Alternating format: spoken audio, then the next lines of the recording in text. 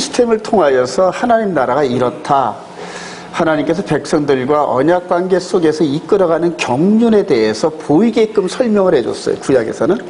근데 이제 그것을 새로운 신약, 새 언약 안에서 우리 마음 안에 들어간 하나님 나라에 대해서 이렇게 설명을 하는 이런 과정들인데, 바울 사도가 우리가 성전인데, 하나님을 섬기는 성전인데, 우리가 그 거룩한 성전을 더럽히면 하나님께서 그 성전을 헐어보신다.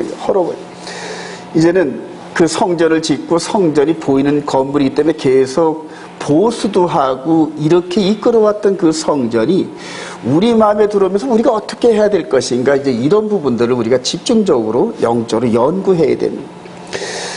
바울 사도는 우리가 성전이라는 이런 개념을 우리에게 설명을 했고요. 우리 베드로 전서 한번 가볼까요? 베드로 전서 3장.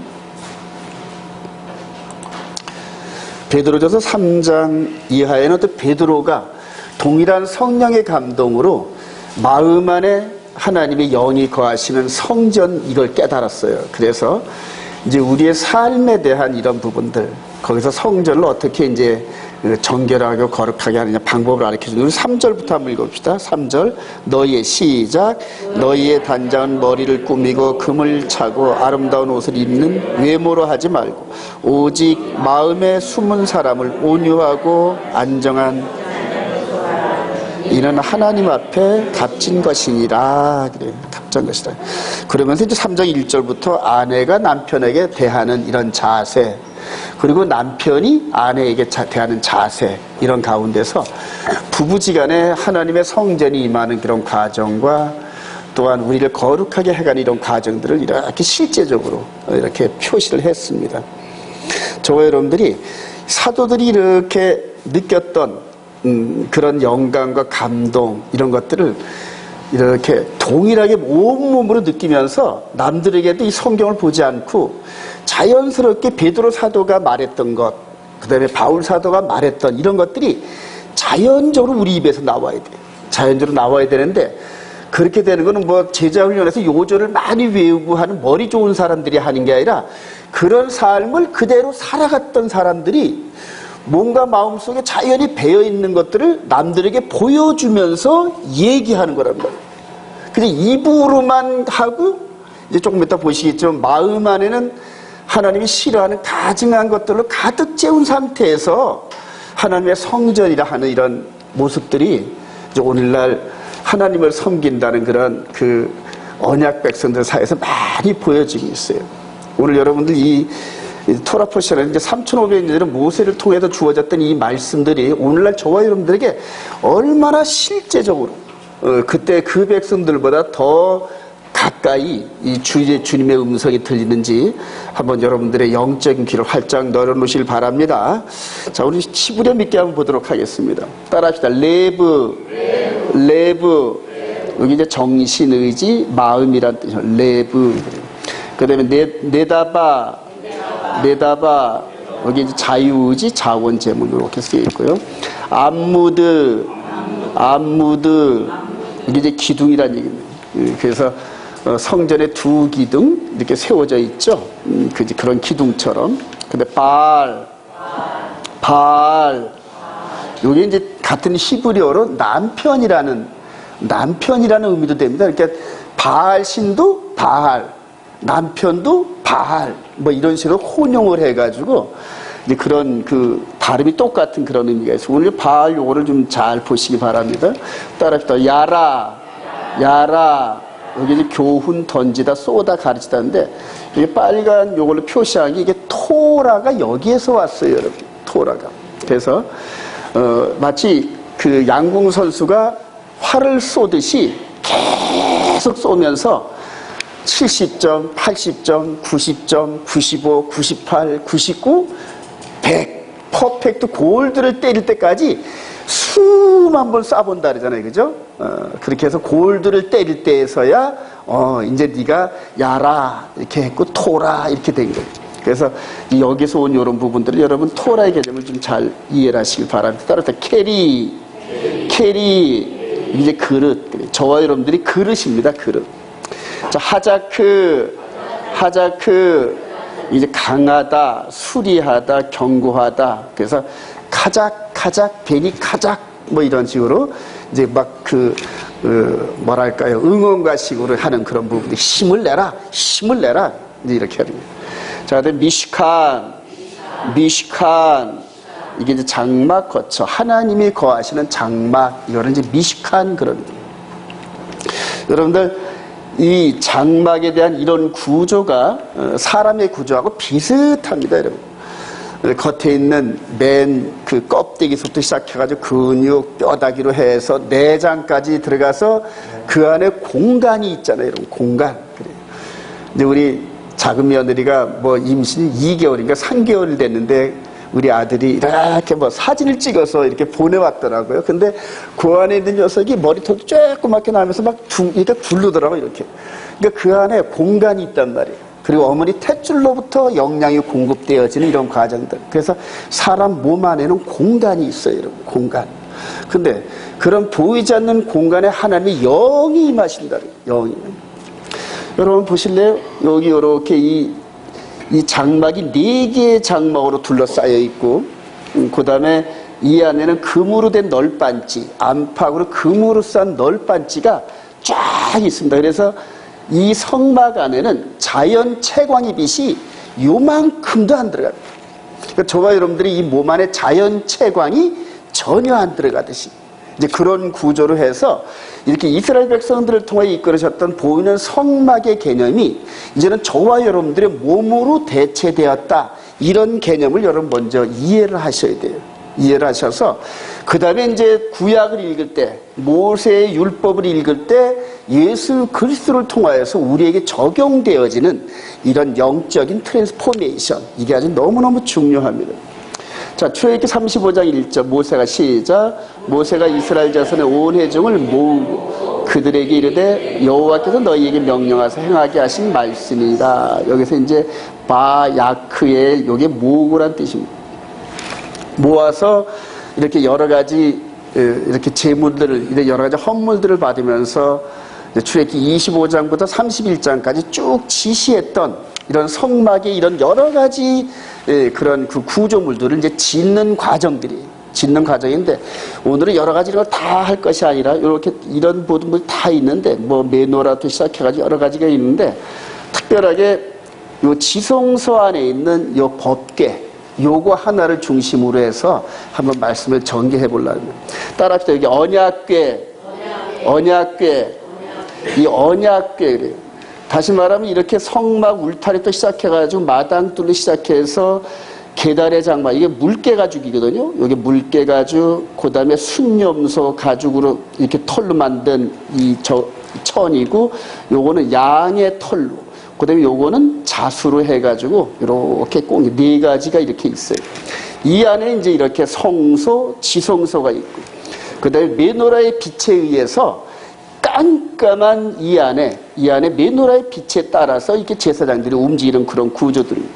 말씀의 떡상이 있고 기도의 향단자리가 있고, 바로 이 천 너머에 이 법궤가 있어요. 언약궤가 있는데, 이 언약궤 안에 모세가 하나님으로부터 받은 이 돌판이 들어가 있어요. 그러니까 이렇게 겹겹이 쌓인 이 맨 마지막에 뭐가 들어있다? 요 2 말씀이 있단 말이에요. 2 돌판. 이게 2 돌판이 태초에 하나님이 계셨는데, 하나님은 말씀과 함께 하셨고 말씀은 곧 하나님이시더라. 그러니까 이분이, 이 말씀 자체가 하나님의 임재의 상징이란 말이에요. 근데 이 십계명 자체가, 십계명 우리에게 언약을 맺은 이 자체가 이게 바로 하나님의 그런 성품이란 말이에요. 성품이라고. 오늘 이 부분을 통하여서 이 언약궤를 중심으로 이스라엘의 흥망성쇠를 이렇게 스킵을 해볼 겁니다. 스킵을 해보면서 이스라엘 백성들이 이 언약대로 준수할 때는 열국의 우두머리가 됐어요. 그래서 다윗과 솔로몬의 그 영화로움 속에 주변에 있는 모든 나라를 발 아래 굴복을 시켰어요. 그런데 그게 전부 다 하나님의 권능과 능력으로 전부 다 그렇게 해주셨단 말이에요. 그런데 이 말씀을 등한시 여기면 그때부터 몰락의 길로 들어가요. 근데 그 말씀이 이제 결론부터 미리 말씀드리면, 이 말씀이 우리 안에 들어왔단 말이에요. 말씀이, 즉 하나님이 우리 안에 들어와서 말씀을 하시는데 이 말씀의 빛이 이 메노라의 빛에 의해서 제사장들에게 전달이 되고 보여진단 말이에요. 그리고 이 말씀이 우리 안에 기록된 것을 알 수 있는 방법은 오직 성령님의 은혜 외에는 불가능합니다.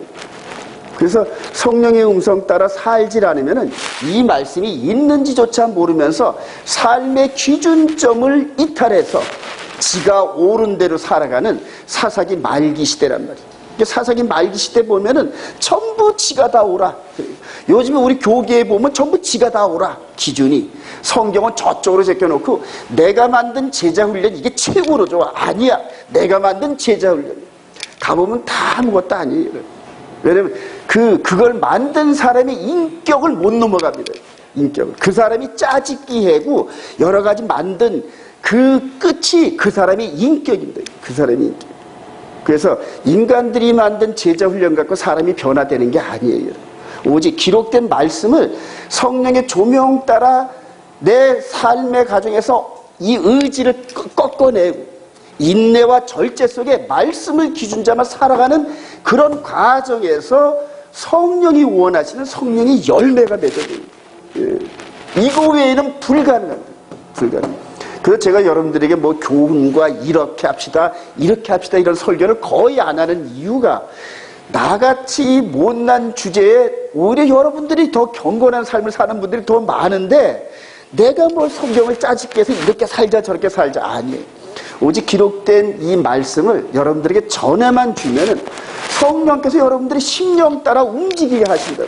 여러분들의 수준에 따라서 어린 심령은 어린 심령대로 차원이 높은 분한테는 더 많은 걸 요구한다. 더 많은 걸. 그래서 상대적인 평가로 내가 저 사람보다 낫지 이런 것 자체가 넘어지기 쉬운 그런 일보직적이에요.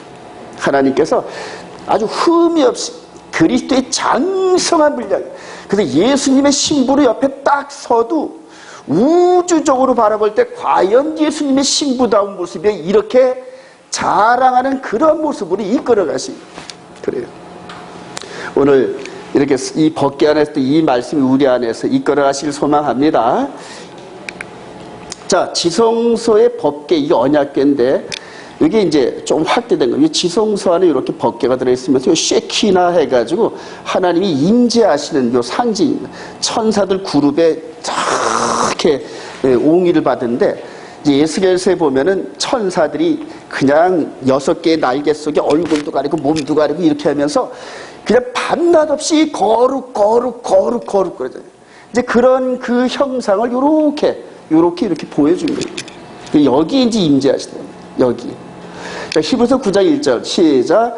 첫 언약에도 섬기는 예법과 세상에 속한 성소가 있더라. 또 둘째 휘장 뒤에 있는 장막을 지성소라 일컫나니 금양로와 사면을 금으로 싼 언약궤가 있고 언약의 돌판들이 있고 이렇게 한다. 그러니까 히브리서 기자가 구약에 있었던 당시에 이제 성소가 아직 서 있었으니까 그걸 기준으로 해서 예수 그리스도 안에서 영의 예법을 지금 설명하고 있는 거예요. 자, 오직 시작. 오직 둘째 장막은 대제사장이 홀로 1년에 한 번 들어가되 자기와 백성의 허물을 위하여 드리는 피 없이는 아니하나니.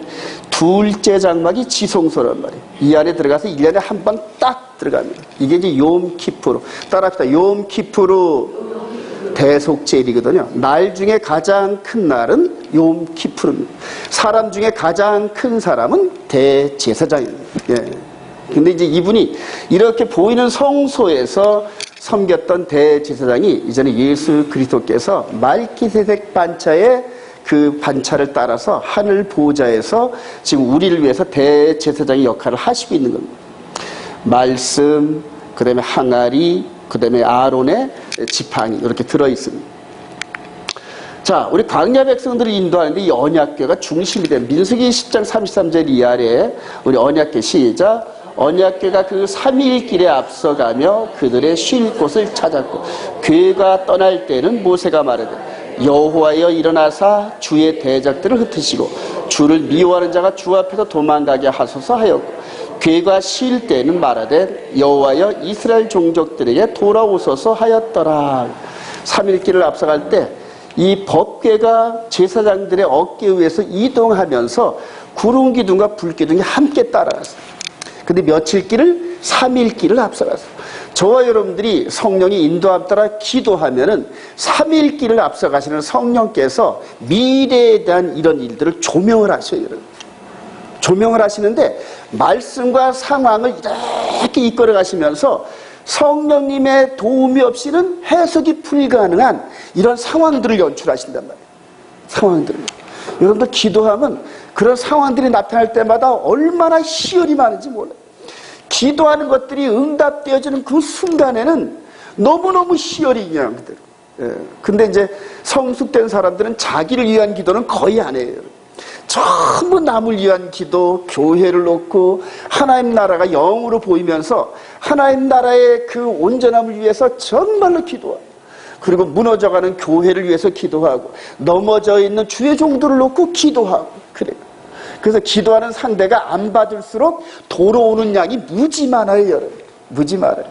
가서 기도를 해서 축복을 했는데 갈 곳이 없어. 그럼 그 축복이 갈 곳을 찾다가 아무도 받을 만한 사람이 없으니까 입에서 낸 사람한테 도로 돌아온다. 할렐루야. 기도 많이 하는 사람은 절대 손해를 안 봐요. 절대 손해를 안 봐요. 자, 그렇게 해서 교회가 이끌어갑니다. 자, 이 구약의 이 광야 백성들을 세세하게 인도하셨던 이 언약궤가 이제는 예수 그리스도 안에서 재해석됩니다. 마태복음 12장 31절 시작. 그러므로 내가 너희에게 이르노니 사람에 대한 모든 죄와 모독은 사심을 얻되 성령을 모독하는 것은 사함을 얻지 못하겠고, 또 누구든지 말로 인자를 거역하면 사심을 얻되 누구든지 말로 성령을 거역하면 세상과 오는 세상에서 사심을 얻지 못하리라. 즉 예수 그리스도 안에서 우리가 죄사함을 받습니다. 할렐루야. 그리고 죄사함 받고 난 다음에 우리 안에 조금 이따 나오겠지만 성령께서 언약의 내용을 기록해요. 그리고 그 언약대로 따라오라고 성령은 3일 길을 앞서서 이스라엘 백성들을 인도하셨던 것처럼 우리 각자 개인을 이제는 인도하신단 말이에요. 근데 인도하심이 기록된 말씀을 기준으로 기록됩니다. 여러분, 응답도 내가 기도한 그것이 말씀에 있고 타당하면서 응답의 내용과 이런 것들이 말씀에 합당한지 늘 점검해 보세요. 왜냐하면 그 사이에 마귀가 엄청나게 역사해요. 그리고 성경의 말씀이 기본이 안 된 그런 기도가 어쩌다 응답이 됐어. 그러니까 현실 상황과 맞아가지고 야, 이게 하나님이 주신 응답이야. 근데 그게 혹 마귀가 사용한 그러한 도구가 된다면 그때부터 그 사람은 마귀에게 코가 껴가지고 계속 끌려가요. 사망의 길인지도 모르고 그냥 죽어라고 갑니다. 죽어라고 갑니다. 특히 기도 많이 하신다, 말씀은 안 보고 기도 많이 하신다는 분들한테 그런 형상들이 너무너무 많아요. 너무. 그 사람들 한번 달려가는 모습 보면은 옆에서 누가 건드리지도 못해 코뿔소 같아. 근데 가다가 이제 코가 부러져야 이제 돌아서서 내가 여태가 잘못됐네 이렇게 조금 돌아볼까, 한참 뭐 할 때는 막 천지가 막 그냥. 네. 저와 여러분들은 말씀의 기준을 하시길 소망합니다. 오직 성령님은 기록된 말씀 외에는 역사를 안 하십니다. 그러니까 말씀을 순종하는 자들에게 한 걸음 한 걸음 3일 길을 인도하십니다.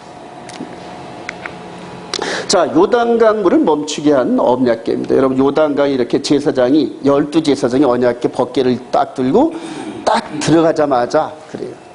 이런 식으로 우리 이 여호수아에 있죠.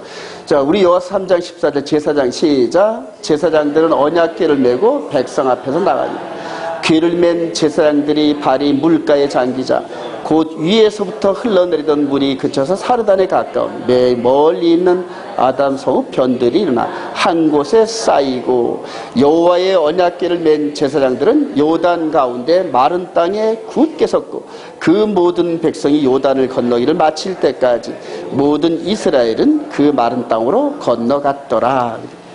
모세를 통해 홍해를 갈르셨는데 이제는 여호수아 인도하에 이 벗개가 요단강 가운데 딱하니 막아서자 내려오던 물도 멈춰 섰습니다. 마치 얼음 쌓아놓은 것처럼 착착착착 쌓여졌다 그러는데 성경에 쓰여 있으니까 얘가 이렇게 그렇다 그러지, 실제 현장에 가서 보니까 야, 정말 만약 그랬다면은 마치 댐을 갑자기 세운 것처럼 보이지 않는 댐을 딱 세워서 막아놓고 그 위에 물이 착착착착착 착착착 서서 저 먼 데까지 물이 착착착착 이렇게 쌓였다는 거.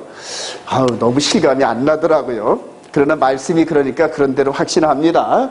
이 언약궤가 이렇게 백성들 앞에서는 무슨 일인지 다 아시. 즉 하나님이 인도하시는 이 언약궤의 상징, 이 언약궤를 앞에 가면은 백성들을 위해서라면 무슨 일인지 다 아시. 나중에는 아들까지 내어주시잖아요. 아들까지. 왜냐하면 언약을 성취시키기 위해서는 아들의 피가 반드시 필요한데, 나중에 이제 로마서 7장 같은 거 여러분들 다시 한번 나눌 때 보면은 그분이 왜 죽으셔야만 되는지 이미 창세 전에 이미 계획이 되어져 있어요. 그래서 우리 인간들, 즉 하나님의 형상을 닮은 인간들이 마귀한테 넘어져서 득죄하면 죽을 수밖에 없는데, 그 죽음의 죄값을 아들인 네가 책임져라. 아버지와 아들, 그 두 하나님이 약속하시고 그렇게 계획을 하셨더란 말이에요. 그리고 그 계획대로 이루어져 나가는 걸 보면서 전아버지 그 사랑에, 그 두 분의 그 사랑과 희생이 그냥 꼬꾸라집니다. 꼬꾸라져. 자, 여리고성을 함락시킬 때 언약궤, 저와 여러분들이 여리고 기도 많이 했죠, 여러분. 이제 삶의 현장에서 상징적으로 이 여리고 같이 무너뜨리기 힘든 여러 가지 여건들이 많아요, 여러분. 삶의 현장에서. 저와 여러분들이 삶의 현장에서 이 직장, 사업장, 학교 이런 모든 삶의 터전에서 하나님께서 의도적으로 이렇게 여리고 같은 이렇게 무너뜨리기 힘든 이런 상황을 일부러 연출하실 때가 많아요, 여러분. 연출하요. 왜냐면 우리를 더 강하게 만들어서 정말로 그 기도하면서 하나님이 함께 한다는 걸 깨닫게 하시면서 기도의 재미가 들이게 하고, 그리고 기도의 일꾼으로 삼으시게 하고, 할렐루야. 그렇게 되기를 소망합니다. 우리 온 이스라엘 교회는 앞으로 그렇게 기도의 천병으로 많이 사용하실 겁니다.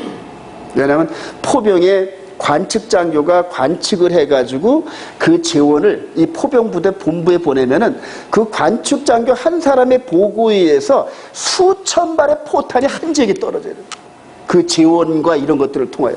제가 이제 포병 출신에서 그걸 잘 합니다. 그래서 그 저격수가 이 무전기 옆에 있는 장교를 집중적으로 죽이려고 해요. 그러니까 그 포병 장교.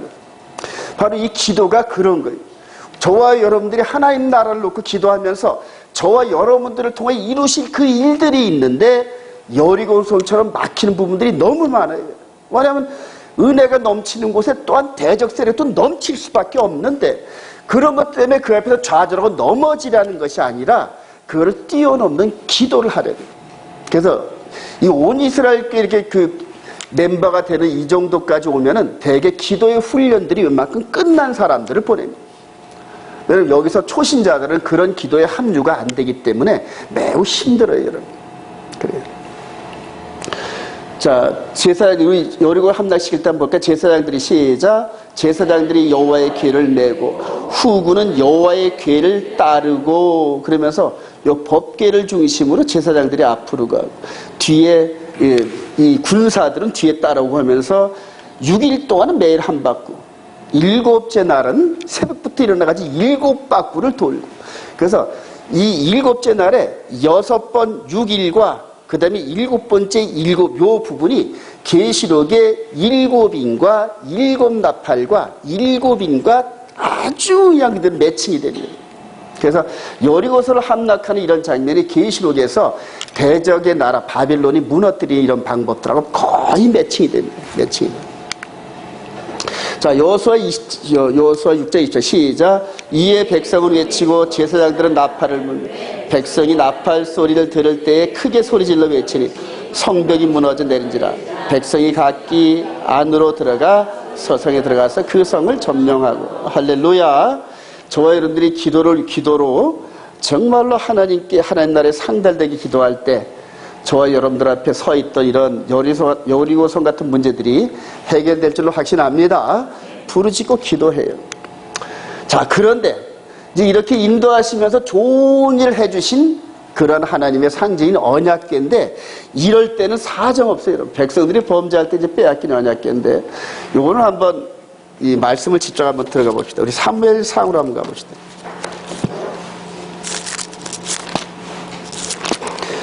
저와 여러분들이 이런 상태에서 하나님을 섬기지는 않았는지 한번 비춰보십시오, 여러분. 자, 사무엘상 4장. 이제 성경을 여러분들이 많이 읽었다 이렇게 생각을 하고 4장 3절부터 한번 읽어봅시다. 백성이 시작. 백성이 진영으로 돌아오매 이스라엘 장로들이 이르되 여호와께서 어찌하여 우리에게 오늘 블레셋 사람들 앞에 패하게 하셨는고 여호와의 언약궤를 실로에서 우리에게로 가져다가 우리 중에 있게 하여 그것으로 우리를 우리 원수들의 손에서 구원하게 하자니 이에 백성이 실로에 사람을 보내어 그룹 사이에 계신 만군의 여호와의 언약궤를 거기서 가져왔고 엘리의 두 아들 홈니와 비느하스는 하나님의 언약궤와 함께 엘리의 두 아들 홈니와 비느하스가 언약궤를 섬기는 제사장 역할을 했었단 말이에요. 자, 그런데 이제 결과적으로 볼 때 이 언약궤 뺏겼죠, 여러분. 자, 근데 홈니와 비느하스가 어떻게 했는데 한번 볼까요? 우리 2장, 사무엘상 2장, 우리 12절. 엘리의 시작. 엘리의 아들들은 행실이 나빠 여호와를 알지 못하더라. 그 제사장들이 백성이 행하는 관습은 이러하니 곧 어떤 사람이 제사를 드리고 그 고기를 삶을 때에 제사장의 사원이 손에 3살 고기를 가지고 와서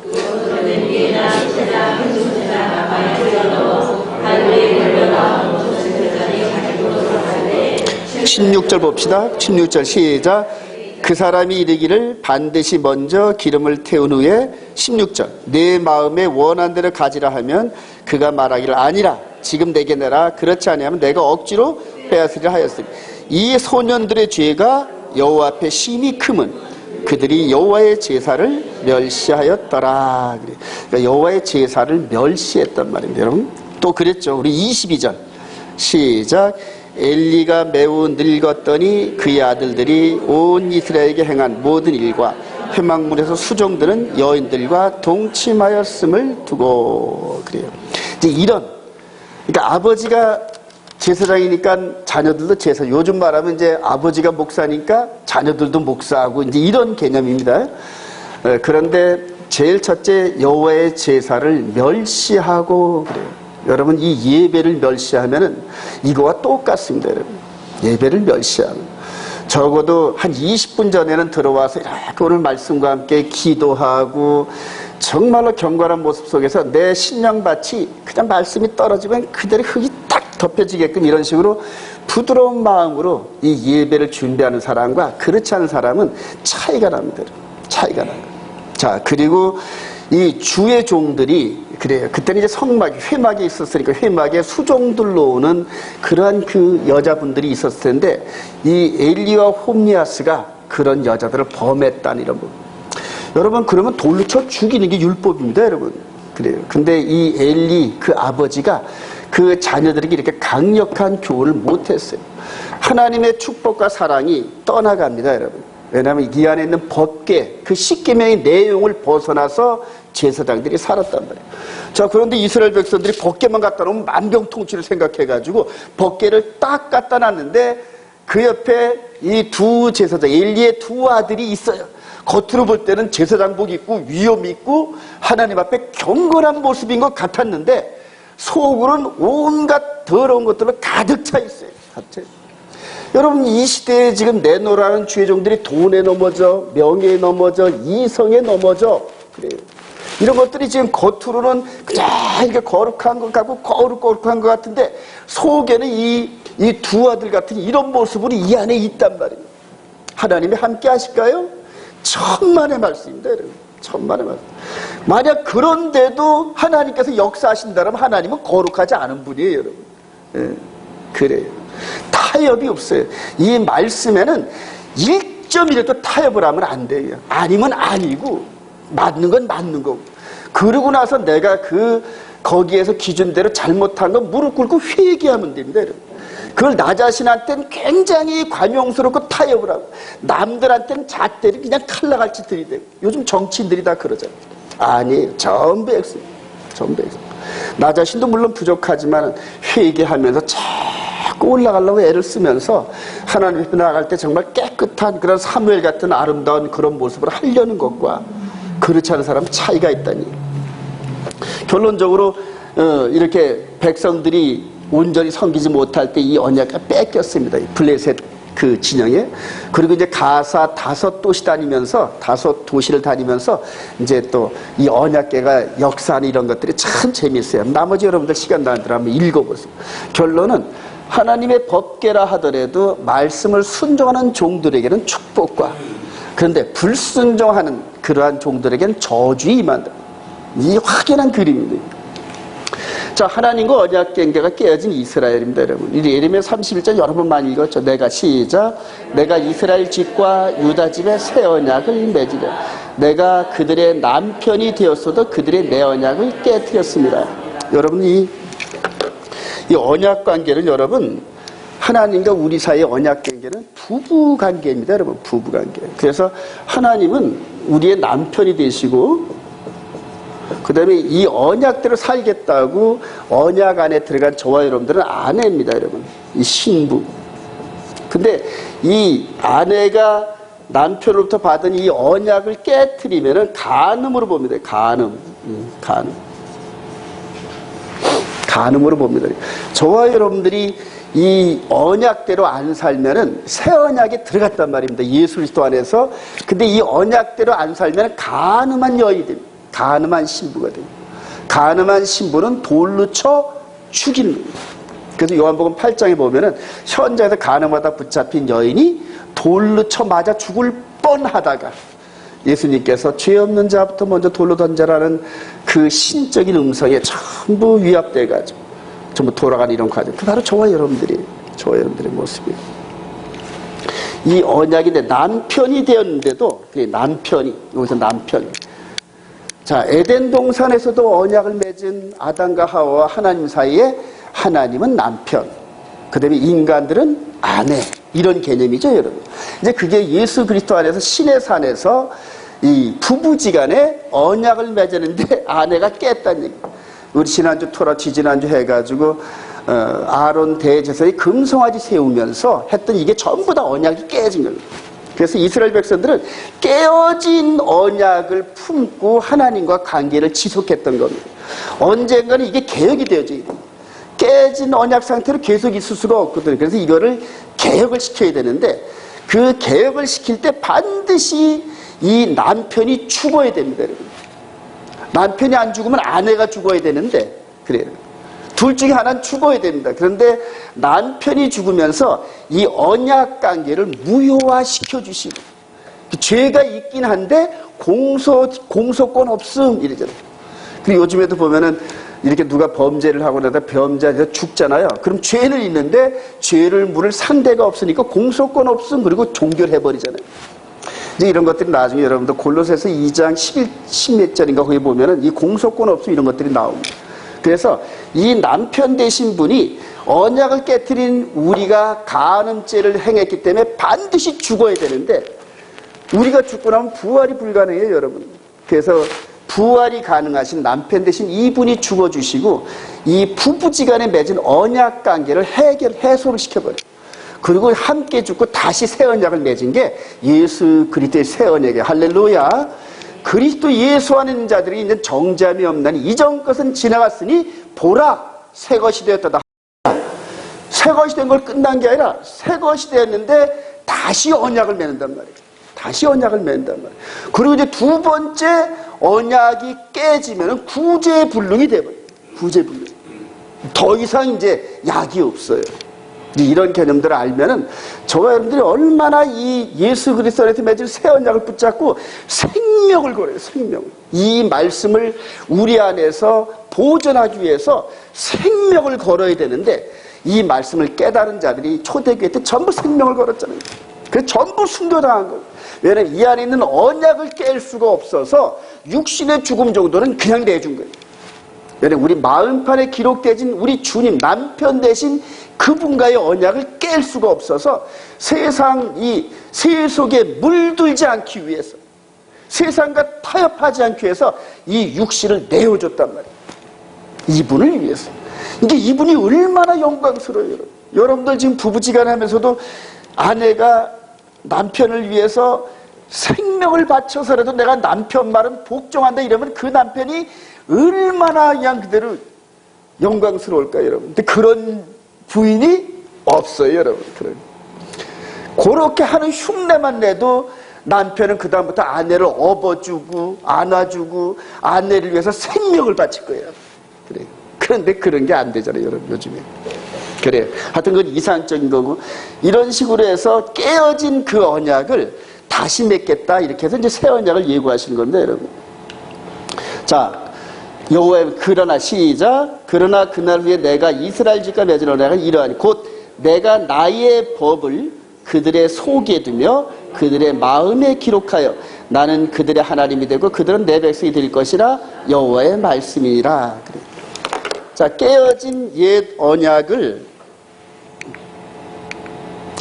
깨어진 이 언약을, 이거는 진리잖아요, 여러분, 그죠? 이 말씀은 하나님이잖아요. 진리이기 때문에 이게 변하면 안 돼요, 여러분. 근데 지금 네 번째, 이게 주님 부활하시고 나서 부활한 일요일 날로 변했다 그래가지고 교리를 정해서 썬데이 워십을 바꿨잖아요. 그거는 계명이 아니에요, 여러분. 제가 그거를 8년 전, 9년 전에 깨닫고 그냥 이 안에 풍덩 뛰어든 겁니다. 이걸 깨달아서. 이게 만약 변한다 그러면 하나님은 진리가 아니죠, 여러분. 그래요. 그래서 이거를 다시는 깨지 못하게끔 이 옛 언약의 이 내용을 마음판에다 집어넣는다니. 마음판에다. 이 돌판에 기록한 것을 마음판에 따라합시다. 마음판에.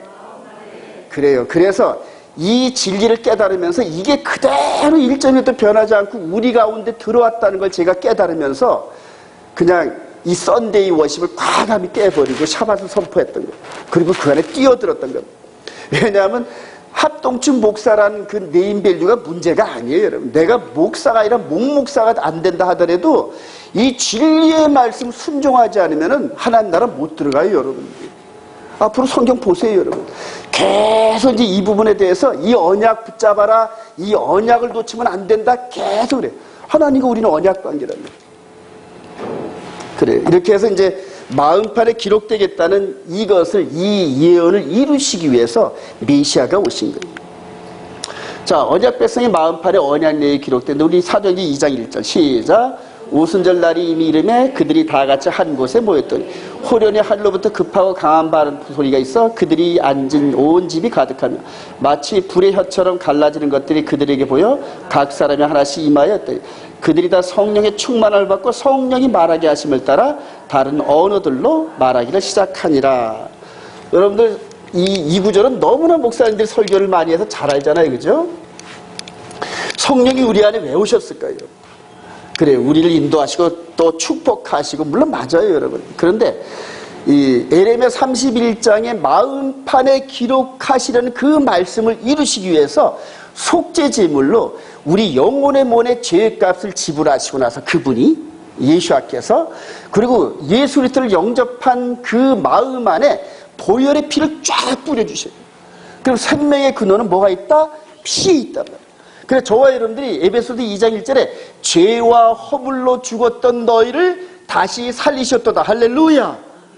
그 다시 살렸단 말이에요, 우리를. 우리 영의, 우리 육의 몸이 아니라 영의 몸을 다시 살려놓으시고 그리고 그 깨끗하게 다듬은 우리 모세가 두 번째 돌판을 가져갈 때 다듬을 하랬단 말이에요.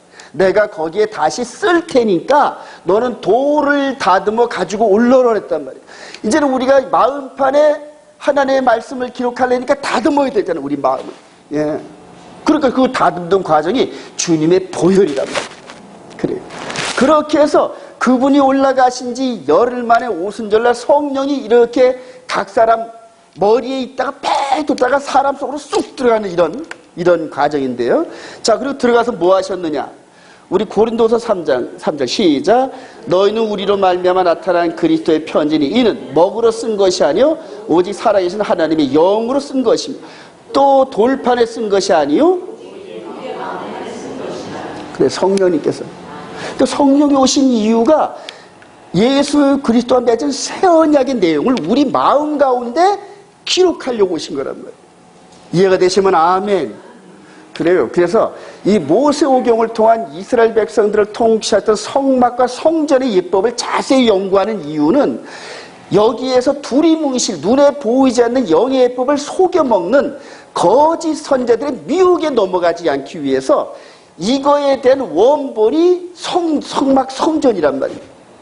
그러니까 성령님께서 구름기둥과 불기둥으로 삼일기를 앞서시고 이 광야 백성의 모든 생사화복을 주장하시던 그 성령님, 언약궤를 앞섰던 구름기둥과 불기둥이 이제는 우리 마음 가운데 들어온단 말이에요. 이제 이게 영적 비밀인데 이거를 깨달아야 돼요. 그래요. 그래서 맨 처음에 초대교회 120문도한테 전부 다 임해서 이 안에 전부 새 언약의 내용을 기록하고 충만하게 하니까 그냥 각 사람 각 나라의 말대로 방언을 하는데 그 방언의 내용이 뭘까요? 예수가 메시아시다, 그 내용이에요. 지금 저와 여러분들은 예수가 메시아라는 이 내용이 마음에 와닿지 않는데 2000년대 예루살렘 성을 중심으로 오르토독스들이 새카맣게 모여있으면서 모세의 율법 아래 있었던 그때에 수십만 명이 그 안에 있었는데 요 100명 정도 되는 이 사람들이 메시아 소리 하는 이거에 그냥 넘어집니다. 이스라엘 백성들한테 메시아라는 이거는 강도가 틀려요, 여러분. 근데 그 120문도가 동일하게 술에 취한 것처럼 그냥 방언을 통하여 각 나라 사람의 말들을 이해하게 얘기를 하는데 예수아가 메시아다, 이 얘기를 합니다. 그 얘기를 합니다. 그래 놓고 새 언약을 받은 백성대로 이제는 겉사람의 외적인 외모로 꾸미지 않고 내적인 사람으로 꾸며가는 그런 시대가 열립니다. 그런 시대. 영의 몸의 시대가 열립니다. 자, 믿는 자의 능력. 이제 법궤가 이렇게 능력을 이렇게 행하셨던 그 부분이 이제 우리 안에 법궤가 됐단 말이에요. 법궤에 우리 안에 말씀이 들어왔단 말이에요. 자, 그러면서 이걸 이해하시면 돼요. 우리 마가복음 16장 17절 시작. 믿는 자들의 이런 표적이 따르니 곧 그들이 내 이름으로 귀신을 쫓아내며 새 방언을 말하니.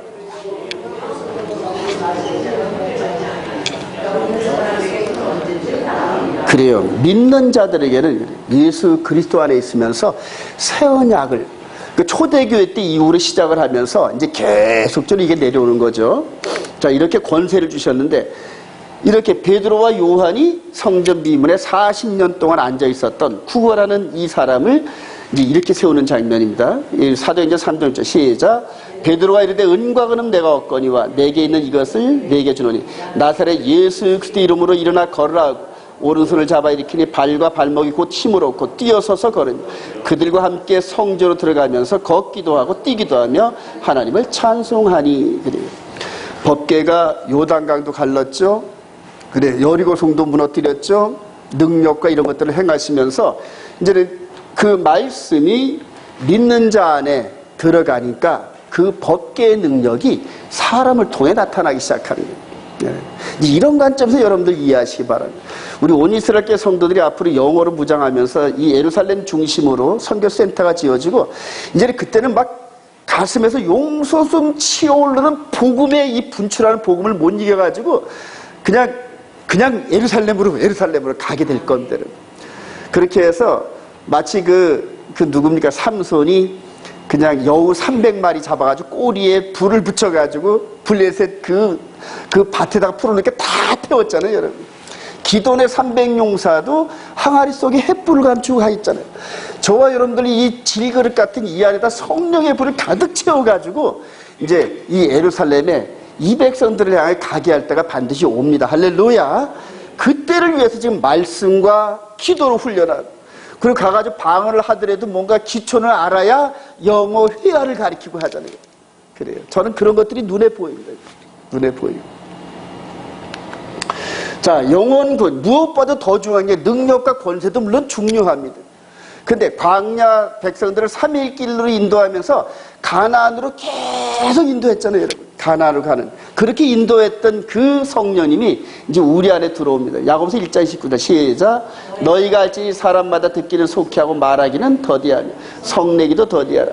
사람이 성내는 것이 하나님의 의를 이루지 못함이라. 그러므로 모든 더러운 것과 넘치는 악을 내버리고 너희 영혼을 능히 구원할 바 마음에 심어진 말씀을 온 영으로 받아. 너희는 말씀을 행하는 자가 되고 듣기만 하여 자신을 속이는 자가 되지 말라. 말씀을 행하는 자 이 구절 때문에 그때 누굽니까? 루터가 이 야고보서를 지푸라기 서신을 행함으로, 즉 율법을 행하는 그런 걸로 착각을 했다니. 아니에요, 여러분. 생명의 성령의 법 안에서 우리 영의 몸이 말씀에 순종하라, 그런 뜻입니다, 여러분. 영의 몸이. 자, 여기에 있었던 이 지성소 안에, 법궤 안에 있었던 이 말씀, 두 돌판의 말씀이 깨졌어요. 깨져서 언약 예언대로 마음판에 기록하는 이런 과정들을 거치면서 이렇게 이쁜 자매의 마음판에 이렇게 계명이 이렇게 기록된 거예요. 이게 이 지성소에 있던 말씀이 일로 이전된 거 여러분 믿으시고 확신하시기 바랍니다. 이제 이런 걸 요대로 살아가는 거예요. 근데 이제부터 키포인트입니다. 여기 저거 좀 꺼줘요. 이제부터 요까지는 이제 이렇게 성경의 말씀들이 이렇게 들어왔어요. 자, 그런데 언약의 때와 법을 변개하는 적그리스도 영이 있어요. 이제 즉 사탄 마귀, 옛뱀 마귀 사탄이 창세기서부터 여러분 한번 볼까요? 창세기 때 에덴 동산에서 아담이 하나님과 언약을 맺으니까 바로 뭐가 개입을 했어요? 뱀이 개입을 했어요. 언약만 맺으면은 냄새를 맡고 뛰어들어요. 언약만 맺으면. 이후로 여러분 이 성경을 쭉 훑어보면서 창세기 15장에서 아브라함이 또 언약을 맺죠, 아브라함이. 그러니까 사라를 통해서 누구를 얻는다? 이스마엘을 얻어가지고 결과적으로 언약을 깨트리게 합니다. 계속. 이때는 이제 사라가 매개지 역할을 합니다. 여기서도 아담을 넘어뜨린 이런 부분들이 이제 하와가 넘어뜨리고, 아브라함도 사라가 넘어뜨린 역할들하고. 자, 오늘 계속 토라포신 내용의 시내산에서 언약을 맺으니까 아론 대제사장을 통하여 때와 법을 바꿔요. 하여튼 언약만 맺으면은 누군가는 마귀의 하순이 돼가지고 언약을 깨트리는 매개체 역할을 합니다, 여러분. 매개체. 그러니까 밖에서 무너뜨리는 게 아니라 이 안에서 공동체를 무너뜨려요, 여러분. 그러니까 여러분들 조심하셔야 돼요. 선줄로 아는 자는 넘어질까 항상 겸손하시기 바랍니다.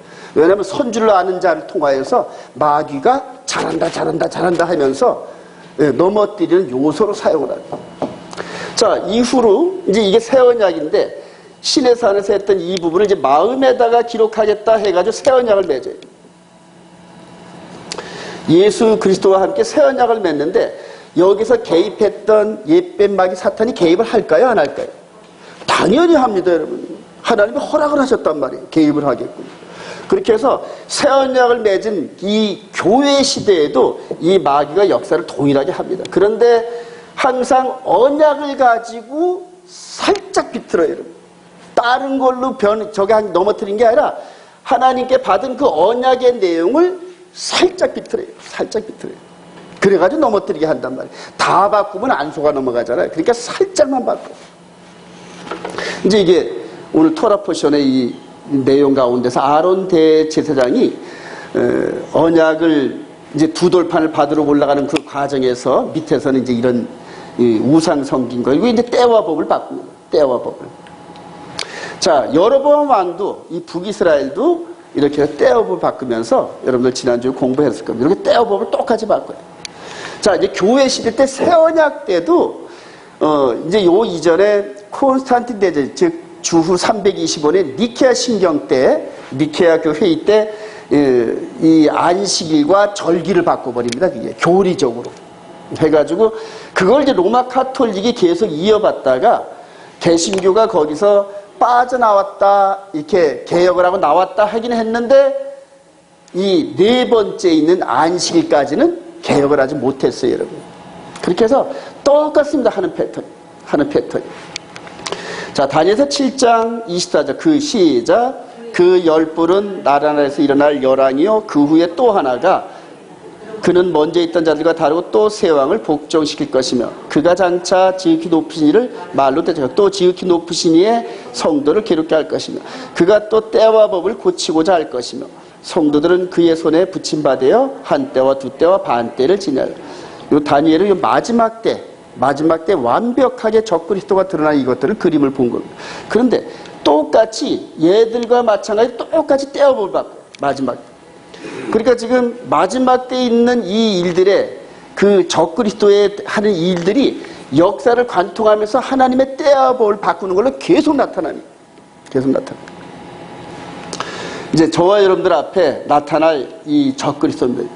그래서 이 국가 시스템, 즉 곰으로 상징되는 나라와 사자로 상징되는 나라와 또 표범으로 상징되는 나라와 용으로 상징 나라, 네 나라가 마지막에 한 나라로 연합을 하고 종교가 하나로 통합되는 이런 것들이 이제 계시록에 예고되어져 있습니다. 여기에서 한 사람을 세웁니다. 10뿔 중에서 하나를 세우는데 그 하나 앞에서 세 뿔이 꺾이는, 이제 앞으로 세 뿔이 꺾이는 이런 것들이 이제 전쟁을 통해서 나타날 겁니다. 전쟁을 통해. 이게 이제 마지막 때 저와 여러분들을 가로막는 이 시스템인데, 이 부분이 내가 보니 계시록 13장 1절 시작. 내가 보니 바다에서 한 짐승이 나오는데 뿔이 10이요 머리가 7이라 그 뿔에는 여러 안간이 있었고 그 머리에 신성모독하는 이름들이 있더라. 내가 본 짐승은 표범과 비슷하고 그 발은 곰의 발 같고 그 입은 사자의 같은데 용이 자기 능력과 보좌와 큰 권세를 그에게 주었더라. 또 42달 동안 일할 권세를 받으니라. 42달 동안. 여기서도 그 10뿔이죠 여러분. 10뿔. 그 다음에 7뿔 세 왕을 복종시키고 그래서 7머리 10뿔. 다니엘이 봤던 그 그림이 마지막 계시록 13장에서 나타날 그거와 똑같은 모습을 본 겁니다. 똑같은 모습. 그런데 이제 그게 때와 법을 바꾸고 하나님을 대적하는 이런 걸로 나타나는데 안티크라이스트인데. 자, 오늘 말씀을 좀 정리하면서 모세 시대 이전부터 계속해서 하나님의 언약 백성들을 따라다니면서 때와 법을 통하여서 바꿔가지고 넘어지게 하는, 계속 넘어지게. 이때도 넘어지고 이때도 넘어지고 다 넘어지고 지금 현재도 지금 저와 여러분들이 넘어져 있었어요. 여러분. 넘어져 있었단 말이에요. 그런데 내 백성아 거기서 나와라 하는 계시록 18장 4절의 이 말씀을 들으면서 성령께서 넘어져 있는 저와 여러분들을 지금 바른 길로 인도하는 과정인데, 순종하면 나오는 백성들은 하나님의 그 구속 라인 안에 들어가고, 아유 나는 여기가 좋사오니 하고 머물러 있는 자들은 거기에 머물러 있게 됩니다. 맨 마지막에 이 적그리스도가 행할 이 일들이 저와 여러분 앞에 기다리고 있어요. 이제 이 시대가 돌아오면은 저와 여러분들을 인도하시던 성령님의 역사가 마무리됩니다. 그때부터. 그리고 우리 안에 훈련되어진 우리의 영성을 가지고 이거와 대적하게 만듭니다. 근데 이깁니다, 여러분. 이게 초대교회 때 네로 황제의 이런 그 핍박과 그런 죽임을 사도들뿐만이 아니라 초대교회 많은 성도들이 즐겁고 기쁜 마음으로 찬송하면서 원형경기장 끌려 들어갔어요, 여러분. 그리고 곳곳에서 순교의 제물이 될 때 누구 하나 울거나 후회하고 돌아가거나 이런 사람이 없이 찬송을 하면서 전부 순교의 제물이 됐어요. 그거 왜 그럴까요, 여러분? 저는 맨 처음에 그게 이상했었어요. 근데 이 마음 안에 성령께서 채워놓으시는 이 기쁨과 세상이 줄 수 없는 평강이 육신의 죽음 정도는 뛰어넘을 정도로 어마어마한 파워로 우리에게 오더란 말이에요. 할렐루야. 이제 마지막 때 이제 똑같은 상황이 옵니다. 초대교회와 똑같은 상황으로 하나님께서 인도하실 텐데, 이거를 통과시키는데 세대주의 관점에 있는 사람들은 7년 평화가 있으면 곧 추구될 거다, 여기에 큰 그런 소망을 걸고 있다가 그게 세상 시체 말로 이제 나갈이 되면은, 그게 이제 캔슬 되면은 그때부터 어디로 갈지 방향을 못 잡니다. 방향을 못 잡니다. 지금 내노라 하는 모든 계시로 한 90% 이상 되는 그런 사람들이 세대주의 관점이 이 논리를 따라갑니다.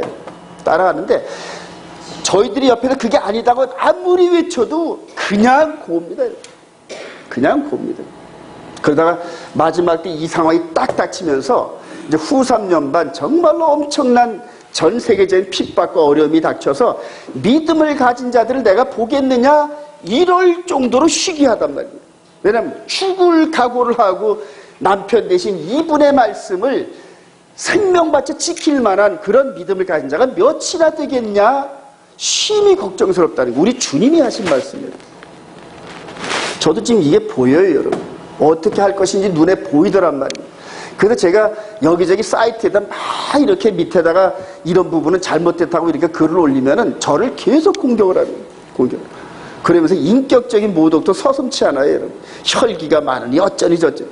이게 보여서 맞고 이거 이러면 안 된다고 옆에 성경을 다 해가지고 써서 올리는데 자기네 90%의 논리와 틀리다는 거예요. 그래요. 나중에 보면 이제 알게 됩니다, 여러분. 나중에 보면. 결론입니다. 마음 안에서 들리는 성령의 음성에 청종할 마귀에게 승리하면 이제 저와 여러분들에게 주어지는 이 음성이에요. 우리 고린도서 3장 10절 시작. 너희는 너희가 하나님의 성전인 것과 하나님의 성령이 너희 안에 계시는 것을 알지 못해. 누구든지 하나님의 성전을 더럽히면 하나님은 그 사람을 멸하시고 하나님의 성전은 거룩하니 너희도 그리하리라.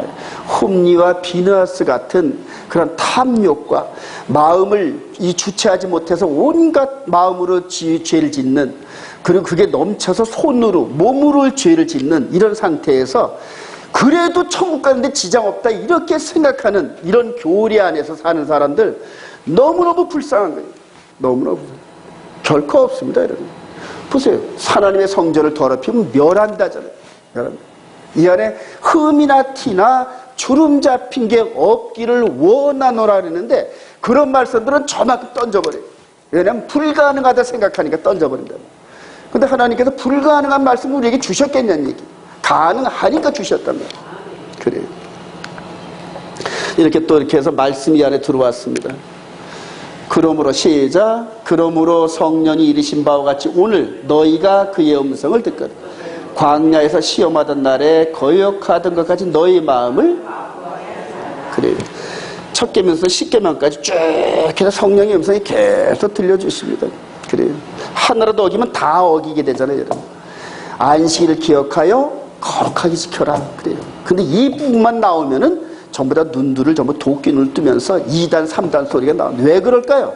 왜냐면 마귀의 미혹에서 넘어가가지고 거기에서 완전히 젖어 있어서 그래요. 그래서 마귀 성품이 있어서 안식일, 즉, 이 안식일은 여호와의 안식일인데 이 안식일 자체가 꺼려지는 거예요. 안식일에 안자만 나오면 그렇게 싫어하고 세상 말로 막 발광을 합니다. 발광을 합니다.